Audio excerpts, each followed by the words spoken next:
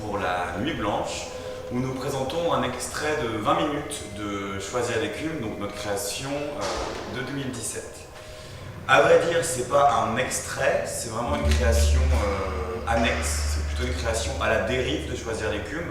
C'est-à-dire que là, on s'intéresse notamment à la trajectoire du personnage principal qui est Loïc Famen, qui va opérer une transformation, qui va opérer une mutation.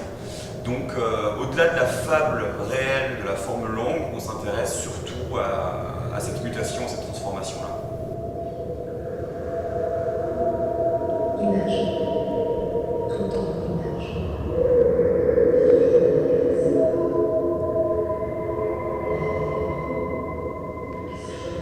Là, on a vraiment profité de l'architecture pour créer tout un dispositif scénique qui rappelle aussi le côté conte du spectacle, puisque Écume, le conte du fils du roi Triton, est toute une partie imaginaire, une partie fantasmagorique.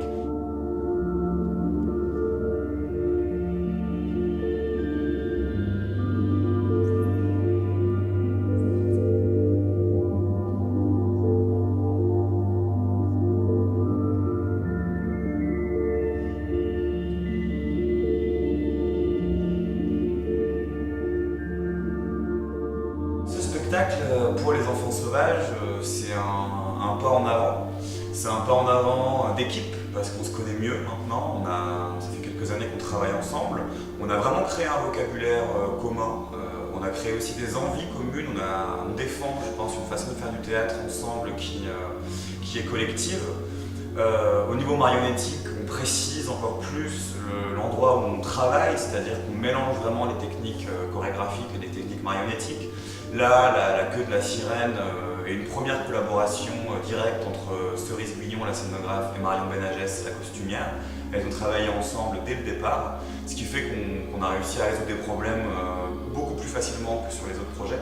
Au niveau dramaturgique aussi, il y a des choses qui se précisent, on est sur des territoires qu'on connaît mieux, c'est-à-dire qu'on travaille vraiment sur l'idée que seul le théâtre peut montrer les multiplicités qui nous composent. Donc là, dans Choisir l'écume, on a vraiment le Loïc Famen du film, qui est le Loïc Famen de la réalité la plus concrète. On a Écume, son personnage fantasmé, qui est lui en dessin animé, et on a le plateau qui réunit tout ça.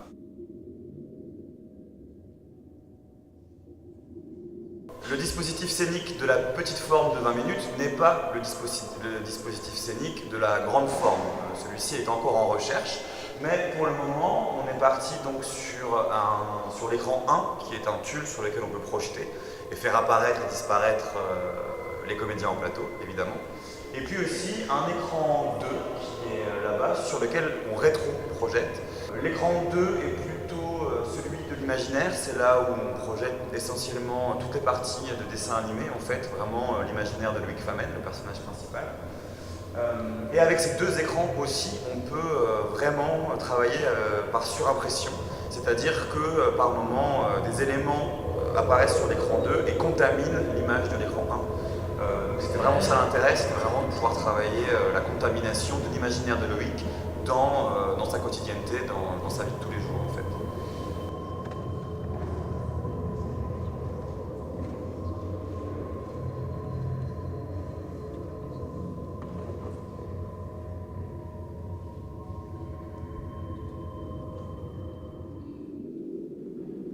Effectivement, moi je suis auteur-metteur en scène, donc j'écris des choses, je les imagine au plateau. Pour moi, c'est un seul et même geste, écrire et mettre en scène.